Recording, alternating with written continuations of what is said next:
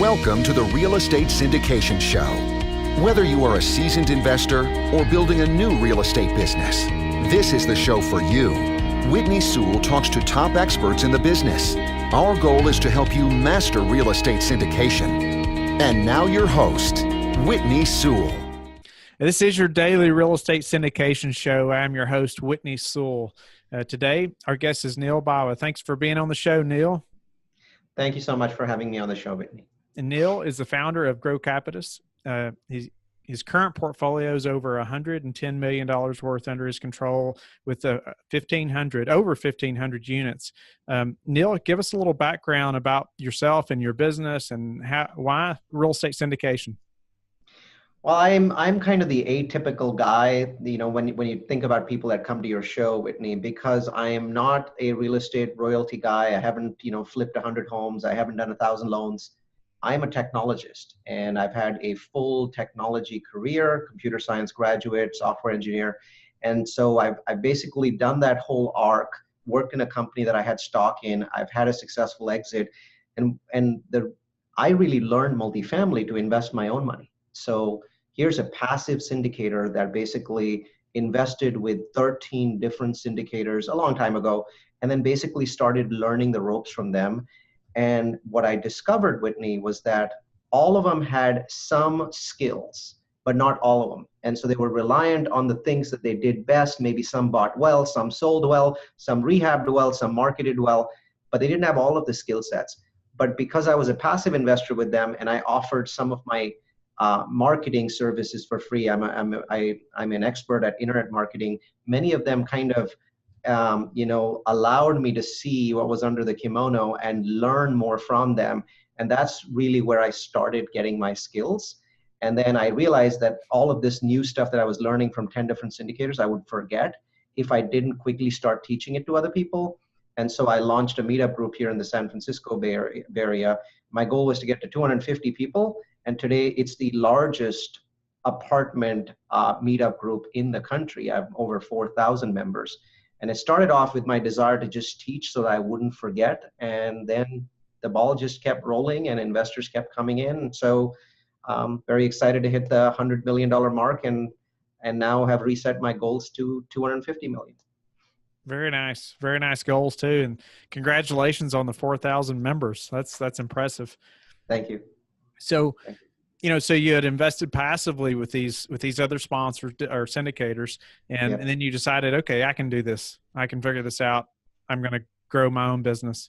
Yeah, and there were a lot of reasons for that. First thing that I noticed was that these were fat cats. They were rich. They were smart. They knew what they were doing, but the usage of technology was abysmal, right? So when you look at on a scale of 10, a lot of these companies were 2 or 3. These are people that haven't heard of basic marketing tools, let alone advanced internet marketing tools that we had used. I mean, right now, my company uses 9 different internet marketing tools. They're all subscriptions, including the one that we're using right now, Zoom. And I'm adding on another 4 products because I'm finding that I'm still a little bit shallow on this. And I could see that these companies were not taking advantage of that either to find investors or to find tenants. It was just abysmal when it came to technology. And I realized that a geek like me could come in and quickly create a niche and find my way to investors that were not being served. The message was not being transferred to either the investors or the tenants. And that has been my niche, come in and disrupt with technology, with demographics. Wow. So let's get into the technology a little bit and, kind of give us, start us on that road on how we can start to use technology in our own businesses. And, what part of our business should we start to focus on? Well, if you're a syndicator, in my mind, it all has to start with you really doing, every syndicator says, right, we look at cities, we look at neighborhoods, we're targeting, we're trying to make sure that it's the right, places that we're investing in. But what I'm finding is, other than a few exceptions, not enough people are spending enough time on demographics. Not enough people have a way to tell me today, right now, if I were to ask 10 syndicators in a line and say, what are the specifics of how you're picking your cities? What are the specifics of how you're picking your neighborhood? Well, the answers that I get are really shallow. So my message to all of you syndicators out there is you need to do a better job on the demographic side. The numbers all need to be in your head, right? So right now, you need to know every city in the US and what the rent growth is, at least the top 5 in your mind, right? So I know right now the number 1 city in the US in terms of rent growth is Orlando. Number 2 is Vegas. I have those numbers burned into my head. But before you go to rent growth is important because it's the end goal. You need to look at why someone should pick Vegas, why someone should pick Orlando or Atlanta. And people talk about populations, right? But what you really should be talking about is specifics on population. What kind of population growth do you need? When I'm teaching my multifamily bootcamp, I tell students, if the city is in between 500,000 and 1 million people, then in the last 15 years, you want that population to have grown by 20%. And so a good example of that is Columbus. Cities like Orlando are ahead, but Columbus is a great example. It's grown by 21% in population in the last 16 years. And where do I get that data from? Just Google. I Google, population growth Columbus. That is a first indicator. The second indicator is income. How much income level do you want to grow? In the last 15 years, I want the income to grow by 30%. And that's median household income, not individual income. So every city that I'm looking at, I want that 30% number to be there. Does Columbus match it? Yes. Does Orlando match it? Yes, it crushes it, right? Las Vegas, not quite there on the income, but good on the other numbers. And then the third number that I look at is home price growth. I know we're in multifamily, but there is no doubt that there is a very direct correlation between home price increases and rent increases, right? It's massive because at some point, people are just not able to buy homes and they start to move over onto the renter side. And so I want to see a 40% increase in home prices in the last 15 years. And there's a lot of cities in the US that are not even close to that 40% level. And then there's cities like Orlando that have doubled home prices in the last 15 or 16 years.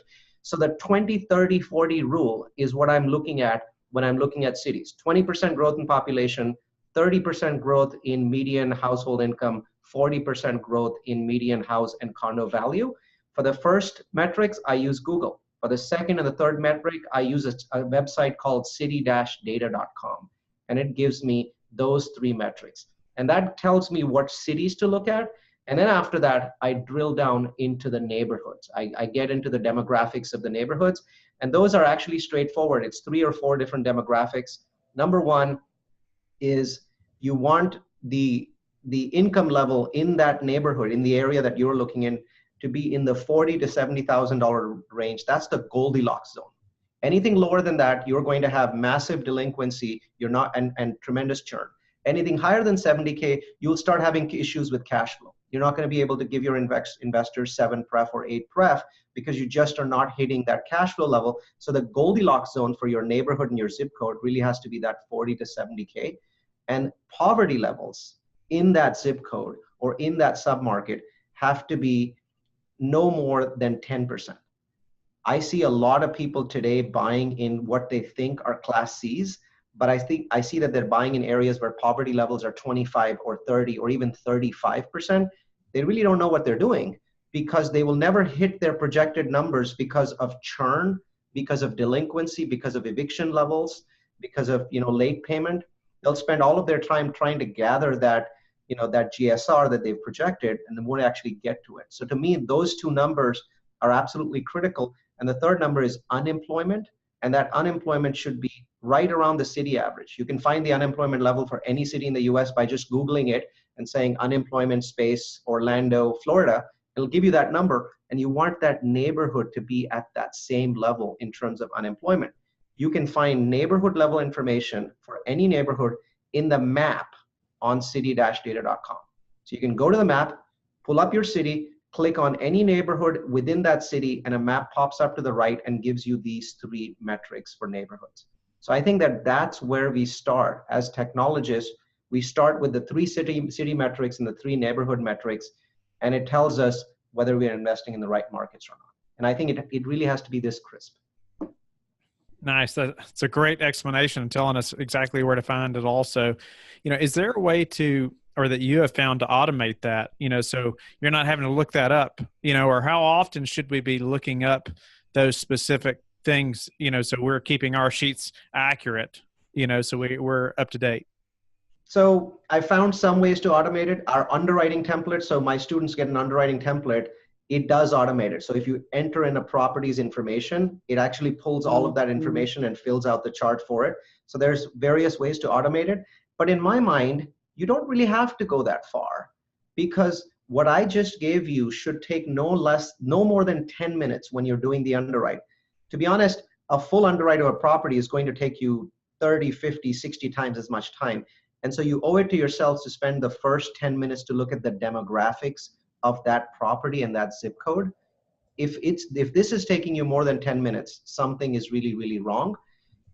Typically, the demographics of a neighborhood do not change more than once in a year. So if you pull that neighborhood already, you don't need to pull it for at least another year. I found that even over 2 years, neighborhoods don't change. The only exception might be Amazon plonks a $5 billion headquarter in that neighborhood. So something like that happens, everything changes. But other than that, neighborhoods don't change over a 1 to 2 year time frame. So you don't need to do it constantly. But hey, every time you're underwriting a property and you're about to pay 10 or 20 million bucks for a property, you owe it to yourself to spend these 10 minutes. Nice. Any other technology that helps you really dig deeper on the demographics? There's a number of sites that I like. The one that I pay for that is very interesting to me, it's not free, is Neighborhood Scout. So I have the $99 a month membership for Neighborhood Scout, because for our clients, we have both syndication clients because we're buying $20, $30 million properties. And then we have individual affluent clients that are buying their own multifamily, and we're doing what is known as an apartment buying service, where we're helping them buy their own property. And for both of those services, we pull the Neighborhood Scout report for a neighborhood. Neighborhood Scout's very different from city level tools. It really focuses down on the specifics of the area that you're in and gives you dozens and dozens of different indicators. What I like about Neighborhood Scout is that it actually tries to interpret the indicators for you. It gives you warning signs. It gives you thumbs up. It tells you if a particular neighborhood has a racial mix that's not perfect, or a particular neighborhood has very low levels of education, or a particular neighborhood has very low walkability score. So it's giving you thumbs up, thumbs down, and kind of, presenting the results to you in an easy to read fashion. So at for most people would probably not buy a $100 a month membership like I do, but for 49 bucks a month, you get 10 reports. That's 10 times you could be saving yourself from making a catastrophic mistake on behalf of your investors. So Neighborhood Scout, very highly recommended. And how specific is it to how narrowed down is it to the neighborhood? Is it, a pretty broad area, or can it be real specific? So it actually varies, because what they're trying to do is they're trying to define a neighborhood, and they're trying to define it by looking at the various buildings in the neighborhood and seeing which ones match. So in Neighborhood Scout, I've seen areas that are only like 300 yards by 300 yards as the neighborhood. And then I've seen areas that are up to like a mile by a mile, but it's rarely bigger than a mile by mile. So in my mind, it is very granular. It is down to a very granular level. At a city level, there are two other tools that I suggest that I pay for, and both of the tools are excellent. You wouldn't want to buy both of them, but one or the other is fine. That's not at a granular level. Neighborhood Scout, extremely granular, but at a city level, you can either buy Local Market Monitor. My friend Ingo Windsor runs Local Market Monitor. LMM powers all of these Forbes articles that come out on the web about best cities, best neighborhoods, overpriced cities. All of that is powered by Local Market Monitor's database. And then there is another website called Housing Alerts, and Housing Alerts gives you information on housing. Now, keep in mind, both of these are single family websites, but a huge percentage of the insights that you're looking for, demographics information, job information, industry information, you don't want to go into an area where 60% of the people are working in healthcare, or 60% of the people are working in an army base. All of that information is being provided to you. Both of those tools are under $1,000, if I remember correctly, for a national subscription. And if you're looking for a state subscription or a set of states, you're paying a few $100s. The message that I have for people is, this is money worth spending. You're a syndicator. You're in what is known as a pay for performance business. If you don't perform, you're going to make less than somebody working at Walmart at $8 an hour. In fact, you're going to make precisely $0 an hour. So upfront, these small expenses, these small expenditures to get yourself the right data is going to make or save a huge amount of money for you and a huge amount of stress for you and your investors down the line. It totally makes sense to buy the data. Obviously, if you have the money, buy CoStar, and it'll give you a good percentage of this data. But you know what's interesting? I pay for CoStar subscriptions, $20,000+. I still pay for Local Market Monitor and Housing Alerts because the data is presented in a different fashion, and the kind of aha moments that I get from Local Market Monitor are actually very different from the aha moments that I get from CoStar, because CoStar is an all-in-one tool, whereas these tools, Neighborhood Scout, CD Data, and Local Market Monitor, are all specific, right? So it's almost like they're not general purpose tool. They're focused on one area, and they do that better than CoStar. Nice. I really appreciate you explaining that. And I want to ask you, before we get too far into our time or out of time, I want to ask you a little bit about the syndication business specifically. And, can you tell us, I guess, what would you tell yourself now that you've gained this experience, you've gained this many units, you've done this much work in the business? What would you tell yourself if you could look back, 20 years as far as investing in real estate? Yeah, I have to tell you, it hasn't been 20 years. It hasn't even been a decade for me so far. But I think that the messages that I would send to myself, if I could send them to, a 10-year or younger Neal, one is, don't skimp on the infrastructure. Putting the operations, the infrastructure, the process in place is critical. I've made a lot of mistakes when it comes to having insufficient staff, whether it was operations staff or process staff. I've made mistakes where I haven't put the necessary processes in place. So I would go audit my property manager and have him fix something, and then I wouldn't have somebody continuing those audits. So when I came back to it 6 months later, it was broken again, and that would fix it and come back 6 months later and would be broken again. So I think that I cannot overstate the importance of putting processes in place so that if you're hit by a bus, and that can be used as an example, if you're hit by a bus, the business continues to run. The second piece of it is, in my mind, anyone who thinks that the syndication business is about finding a good property, doing a good underwriting job, and then hiring a good property manager is missing it. Asset management, or active asset management that happens every single week for 5 years or 7 years, is absolutely key. And what I'm finding is that not enough people are focusing on the asset management because it's not sexy. It doesn't sell blogs. It doesn't sell podcasts. And because of that, there's this focus on, oh yeah, do all of these things, buy this building, hire this property manager, and then watch the checks roll in. The answer is, all of that is correct for the LP, for the passive investor. It is not correct for you as the syndicator. So that's the message I want to send myself, that you're going to be actively managing every property for 5 years. You might as well establish the operational benchmarks. You might as well establish the processes, and then it becomes a lot smoother for you. And yes, technology plays a role in that as well. And we're working on our technological platform to make sure that we're managing correctly. But a lot of people just pay no attention to that. 3 months after they bought a property, I'm looking at their time, and in a week's calendar, I can't get them to point out to me where their asset management time is. They're now spending all of their time underwriting their next property, or raising money, or doing some such activity. But other than that one weekly call with the property manager, I don't see any time spent managing the asset. Nice. What's the number one thing that's contributed to your success? I think in my case, it has been simply that I'm data driven. I'm a geek, and I'm proud of it. One of the things that I like to say, Whitney, is I don't believe that the meek shall inherit the earth. I believe it's going to be the geek. And I'm very much a part of that mindset.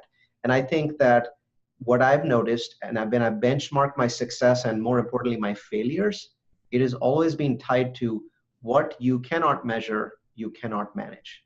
And so to me, my success is tied to what I can measure. And my failures, unfortunately, many of them, have also been tied to the fact that I wasn't really measuring. I was giving lip service. I was telling my investors about it. I wasn't actually doing it. And that's when I failed. And so my goal going forward is to continuously be measuring performance. And that's what makes you successful. I just don't think that enough people do it. I really like that. You said what you cannot measure, you cannot, what, say it again? If you cannot measure, you cannot manage. If you cannot measure, you cannot manage. I tell my team, if it's not written down, we can't improve it. Yep. So I think those kinds of processes are key. And these days, though, we've taken a technological leap there, right? So before we'd write SOPs, standard operating procedures, and pages of stuff with screenshots on them, things like that. Now we've evolved that to the point where we use a tool called Camtasia. You can also use a cheaper tool called Snagit. And what that means is basically it records our screen, right? So right now, if I'm talking, it's recording my video and my audio, and it's also recording the screen. And it allows me to show people what I really want and walk them through that process, where in 10 minutes, I can get much, much deeper than I ever could with writing SOPs. So to me, what we've now moved to is we record it over, let's say, a 10-minute time frame, and it gets very in-depth. And then we send that to a virtual assistant who then converts it into a standard operating procedure. So we're saving a tremendous amount of our time and getting a much more depth into each one of our SOPs. So user technology is phenomenal. Wow. Well, thank you so much, Neal, for being on the show. You've been a great guest. Will you tell the listeners how they can learn more about you?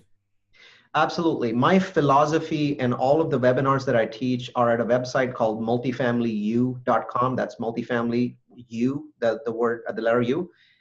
You've got webinars about real estate trends. I have a toolkit with over 100 items, multifamily reports about the affordability crisis in the US, reports about trends, rankings of over 80 cities. I've actually one by one ranked over 80 cities in the US for investment.